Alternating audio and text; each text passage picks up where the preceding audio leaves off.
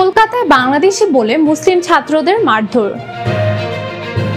এক রাতে ইউক্রেনে রাশিয়ার ৬০০-র বেশি ড্রোন ও ক্ষেপণাস্ত্র হামলা। থাইল্যান্ডে বিদেশি পর্যটক বাড়াতে ফ্রি প্ল্যান টিকিট দেওয়ার পরিকল্পনা। চলে গেলেন মানবিকতার দৃষ্টান্ত রাখা কিংবদন্তি বিচারক ফ্র্যাঙ্ক ক্যাপ্রিও। সেনা স্থাপনায় হামলার মামলায় জামিন পেলেন ইমরান খান। শত্রুতা বাড়ছে ভারত ও যুক্তরাষ্ট্রের। ট্রাম্পের হুমকির মধ্যেই রাশিয়াকে বাণিজ্য বাড়ানোর আহ্বান ভারতের। থাপ্পড় মারায় শিক্ষককে গুলি করল স্কুল ছাত্র। ৫.৫ কোটি মার্কিন ভিসাদারি রেকর্ড খতিয়ে দেখার ঘোষণা। জাপানে চালের দামে রেকর্ড। আসসালামু আলাইকুম, শুনছিলেন শিরোনাম, এবার বিস্তারিত। আপনাদের সঙ্গে আছি আমি নৌশিন সায়ারা। শত্রুতা বাড়ছে ভারত ও যুক্তরাষ্ট্রের। প্রেসিডেন্ট ট্রাম্পের শুল্ক চাপ ও সতর্কবার্তার মধ্যে রাশিয়ার সঙ্গে বাণিজ্য বাড়ানোর আহ্বান জানিয়েছেন ভারতের পররাষ্ট্রমন্ত্রী এস জয়শঙ্কর। ৩ দিনের মস্কো সফরের প্রথম দিনই তিনি বলেছেন, রাশিয়ার সংস্থাগুলো ভারতের সঙ্গে আরো নিবিড়ভাবে ব্যবসা করতে পারে। এমন পরিবেশ তৈরি হয়েছে ভারতের এই অবস্থান সামনে এলো এমন সময়ে যখন ডোনাল্ড ট্রাম্প প্রশাসন রাশিয়া থেকে তেল কেনা বন্ধ না করায় দিল্লির উপর অতিরিক্ত শুল্ক চাপিয়েছে। মার্কিন ট্রেজারি সেক্রেটারি স্কট বেসেন্ট আরো স্পষ্ট ভাষায় হুঁশিয়ারি দিয়েছেন, পুতিনের সঙ্গে আলোচনায় অগ্রগতি না হলে ভারতের উপর শুল্ক বাড়ানো হবে এবং এতে ইউরোপীয় দেশগুলো যুক্ত হবে। বিশ্লেষকরা এটিকে ভারতের প্রতি সরাসরি হুমকি হিসেবেই দেখছেন। তবে যুক্তরাষ্ট্রের চাপকে উপেক্ষা করে ভারতের এই অবস্থান আরো তাৎপর্যপূর্ণ। বিশ্লেষকরা বলেছেন, পশ্চিমারা মনে করছে রাশিয়ার ওপর চাপ সৃষ্টি করতে ভারতকে টার্গেট করা উচিত, কিন্তু এতে ভারত যেন পাঞ্চিং ব্যাগ হয়ে যাচ্ছে। ট্রাম্প যদি ভারতকে বিপদে ফেলেন তবে শেষ পর্যন্ত সুবিধা হবে পুতিনেরই। তাদের মতে ভারত এখন এক জটিল কূটনৈতিক চ্যালেঞ্জের মুখে। একদিকে যুক্তরাষ্ট্র, অন্যদিকে রাশিয়া ও চীনের সঙ্গে সম্পর্ক। কোনো এক পক্ষকে বেছে নেওয়ার চাপ বাড়ছে দিল্লির উপর। জওহরলাল নেহেরু বিশ্ববিদ্যালয়ের অধ্যাপক রজন কুমারের মতে, আমেরিকার কারণে ভারত রাশিয়াকে ছাড়তে পারবে না। আবার শুধুই রাশিয়ার দিকেও ঝুঁকে থাকা সম্ভব নয়। প্রধানমন্ত্রী নরেন্দ্র মোদীর আসন্ন চীন সফর ও সাংহাই সম্মেলনে অংশগ্রহণ প্রমাণ করে আমেরিকার নেতৃত্ব নেই এমন জোটে সক্রিয় হতে চাইছে ভারত। জয়শঙ্করও স্বীকার করেছেন, ভারতের কূটনীতি এখন এক জটিল ভূরাজনৈতিক বাস্তবতার মধ্য দিয়ে এগোচ্ছে। কলকাতার শিয়ালদার কাছে অবস্থিত সংখ্যালঘু হোস্টেল কারমাইকেল হোস্টেলের কয়েকজন মুসলিম ছাত্রকে বাংলাদেশি ও রোহিঙ্গা বলে হেনস্থ ও মারধর করা হয়েছে। বুধবার রাত 10:30টার দিকে মোবাইল ফোনের কভার কিনতে গিয়ে এই হামলার শিকার হন তারা। মুজিপাড়া থানায় দায়ের করা FIR এ বলা হয়েছে, দোকানে পণ্য পছন্দ না করার পরই বাংলায় কথা বলা ছাত্রদের লক্ষ্য করে সাম্প্রদায়িক মন্তব্য করে হামলাকারীরা। ছাত্রদের উপর রড, হকি স্টিক ও ছুরি নিয়ে হামলার চেষ্টা করা হয়। পরে হোস্টেল থেকে সহপাঠীরা গেলে তাদেরও মারধর করা হয়। আহতদের স্থানীয় হাসপাতালে চিকিৎসা দেওয়া হয় এবং শরীরে আঘাতের চিহ্ন পাওয়া গেছে বলে চিকিৎসক নিশ্চিত করেছেন। এই ঘটনায় 2 জন অবাঙালি ব্যক্তিকে গ্রেফতার করেছে পুলিশ। বাকি হামলাকারীদের শনাক্ত করতে তদন্ত চলছে। পুলিশের মতে, হামলাকারীরা সাম্প্রদায়িক উস্কানিমূলক ভাষা ব্যবহার করছে এবং আক্রান্তদের বাংলাদেশি রোহিঙ্গা বলে কটূক্তি করা হয়েছে। রাশিয়া এক রাতে ইউক্রেনের উপর ৬০০-র বেশি ড্রোন ও ক্ষেপণাস্ত্র হামলা চালিয়েছে বলে জানিয়েছে ইউক্রেনের বিমান বাহিনী। বৃহস্পতিবার প্রকাশিত প্রতিবেদনে জানানো হয়, রুশ বাহিনী ৫৭৪টি ড্রোন ও ৪০টি ক্ষেপণাস্ত্র নিক্ষেপ করে, যার মধ্যে ইউক্রেন ৫৪৬টি ড্রোন এবং ৩১টি ক্ষেপণাস্ত্র ভূপাতিত করতে সক্ষম হয়। এই হামলায় অন্তত 1 জন নিহত হওয়ার খবর পাওয়া গেছে। এই বড় ধরনের হামলা এমন সময় চালানো হলো যখন যুক্তরাষ্ট্রের নেতৃত্বে বিভিন্ন পক্ষ ইউক্রেন যুদ্ধ থামাতে কূটনৈতিক প্রচেষ্টা চালিয়ে যাচ্ছে। এদিকে রাশিয়ার প্রেসিডেন্ট ভ্লাদিমির পুতিন সম্প্রতি যুক্তরাষ্ট্রের আলাস্কায় অনুষ্ঠিত এক সম্মেলনে ইউক্রেনের যুদ্ধ বন্ধের প্রধান শর্ত হিসেবে পুরো ডনবাস অঞ্চল নিজেদের নিয়ন্ত্রণে নেওয়ার দাবি পুনর্ব্যক্ত করেন। তবে ইউক্রেনের প্রেসিডেন্ট ভলোদিমির জেলেনস্কি স্পষ্ট জানিয়ে দিয়েছেন, কোনো ভূখণ্ড রাশিয়ার কাছে ছেড়ে দেওয়া হবে না। এক জরিপ অনুযায়ী দেশটির প্রায় ৭৫% নাগরিকও এই ভূখণ্ড ছাড়ার বিরোধিতা করছে। বর্তমানে ডনবাসের প্রায় ৮৮% অঞ্চল রাশিয়ার দখলে রয়েছে, যার মধ্যে লুহানস্ক পুরোপুরি এবং ধনেৎস্কের ১/৩ তবে ধনেৎস্কের কৌশলগত গুরুত্বপূর্ণ শহরগুলো এখনো ইউক্রেনের দখলে রয়েছে, যার জন্য কিয়েভকে চড়া মূল্য দিতে হয়েছে। বিশেষজ্ঞদের মতে ডনবাসকে কেন্দ্র করে শান্তি আলোচনায় অচলাবস্থা তৈরি হয়েছে, যা যুদ্ধের অবসান আরো জটিল করে তুলছে। বিদেশি পর্যটক বাড়াতে অভ্যন্তরীণ ফ্লাইটে ভর্তুকি বা সম্পূর্ণ বিনামূল্যে টিকিট দেওয়ার কথা ভাবছে থাইল্যান্ড সরকার। চলতি বছরের আগস্ট থেকে ডিসেম্বর পর্যন্ত চালু হতে যাওয়া এই কর্মসূচির আওতায় অন্তত ২ লাখ বিদেশি পর্যটককে থাইল্যান্ডে ভ্রমণে উৎসাহিত করা হবে।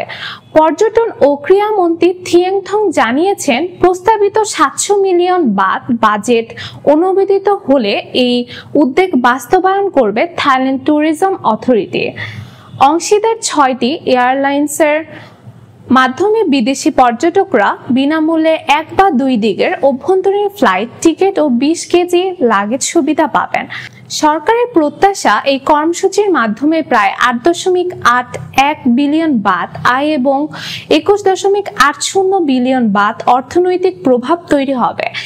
এর মাধ্যমে শুধু ব্যাংকক বা বড় শহর নয়, ইউনেস্কো স্বীকৃত শহর সহ দেশের বিভিন্ন আঞ্চলিক পর্যটন কেন্দ্র ঘুরতে পারবেন আন্তর্জাতিক ভ্রমণকারীরা। এই পরিকল্পনাটি ২০২৫ সালের amazing Thailand grand tourism and sports year এর অংশ হিসেবে বিবেচিত হচ্ছে। মানবিকতা ও সহানুভূতির জন্য বিশ্বজুড়ে প্রশংসিত বিচারক ফ্র্যাঙ্ক ক্যাপ্রিও ৮৮ বছর বয়সে মারা গিয়েছেন। দীর্ঘদিন অগ্ন্যাশয়ের ক্যান্সারে ভোগার পর বুধবার শেষ নিঃশ্বাস ত্যাগ করেন তিনি। তার পরিবার ইনস্টাগ্রামে দেওয়া এক বার্তায় মৃত্যুর বিষয়টি নিশ্চিত করে জানায়, তিনি শুধু একজন বিচারক নন, ছিলেন একজন ভালো মানুষ যার আন্তরিকতা ও সহানুভূতি আজীবন আমাদের অনুপ্রেরণা যোগাবে। যুক্তরাষ্ট্রের রড আইল্যান্ডের পৌর আদালতের বিচারক হিসেবে দায়িত্ব পালনকালে ক্যাপ্রিও সাধারণ মানুষের সঙ্গে দয়ালু, নম্র ও সহানুভূতিশীল আচরণের মাধ্যমে বিশ্ববাসীর ভালোবাসা অর্জন করেন। তার বিচার কার্যের ভিডিও সামাজিক যোগাযোগ মাধ্যমে ব্যাপকভাবে ভাইরাল হয়, যেখানে দেখা যেত তিনি দরিদ্র আসামিদের জরিমানা মওকুফ করেছেন বা শিশুদের নিজের বেঞ্চে বসতে দিচ্ছেন। ২০১৮ থেকে ২০২০ সাল পর্যন্ত তিনি একটি রিয়েলিটি শোতে অংশ নেন, যা বিশ্বব্যাপী জনপ্রিয়তা পায় এবং ডে টাইম এমি অ্যাওয়ার্ডে মনোনয়নও লাভ করে। ফ্র্যাঙ্ক ক্যাপ্রিওর মৃত্যুতে বিশ্ব হারাল এক ব্যতিক্রমী, মানবিক ও অনুকরণীয় বিচারককে, যিনি আইন প্রয়োগের মাধ্যমে রেখেছিলেন সহানুভূতির স্পর্শ। পাকিস্তানি সেনাবাহিনীর অবকাঠামোয় হামলার মামলায় জামিন পেয়েছেন দেশটির সাবেক প্রধানমন্ত্রী ও পিটিআই নেতা ইমরান খান। বৃহস্পতিবার পাকিস্তান সুপ্রিম কোর্টের ৩ সদস্যের বেঞ্চ এ আদেশ দেন। প্রধান বিচারপতি ইয়াহিয়া আফ্রিদির নেতৃত্বে দেওয়া রায় বলা হয়, যদি অন্য কোনো মামলায় আটকাদেশ না থাকে তাহলে তাকে মুক্তি দেওয়া যেতে পারে। তবে দুর্নীতির মামলায় আগে থেকেই অভিযুক্ত থাকায় আপাতত কারাগার থেকে মুক্তি পাচ্ছেন না ইমরান খান। ২০২৩ সালের মে মাসে গ্রেফতারের পর তার সমর্থকরা সেনাবাহিনীর সদর দপ্তর সহ বিভিন্ন স্থাপনায় মামলা চালান। ওই ঘটনায় দায়ের হওয়া মামলাগুলোর একটি থেকেই এবার জামিন পেলেন তিনি। এর আগে লাহোর হাইকোর্ট তার জামিন আবেদন নাকচ করে দেয়।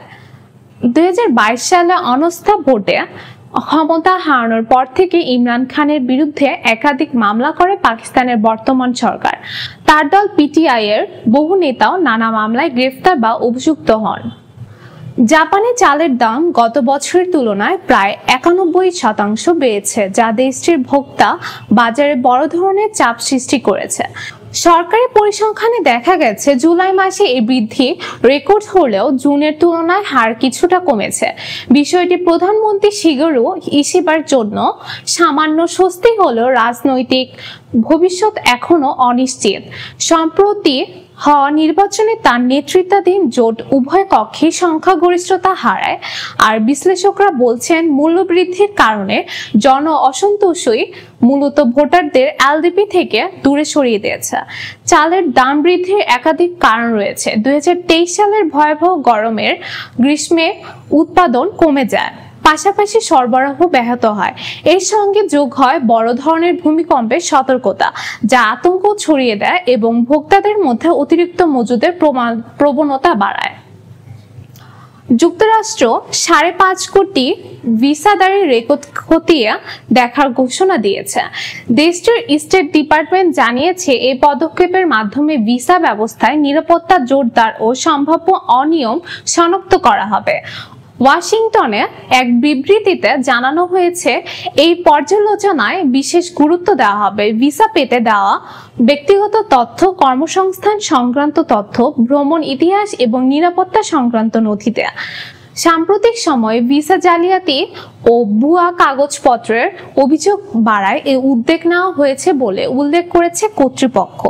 বিশ্লেষকরা বলেছেন, এই পদক্ষেপ যুক্তরাষ্ট্রের নতুন ভিসা আবেদনকারীদের জন্য বাড়তি চাপ তৈরি করতে পারে।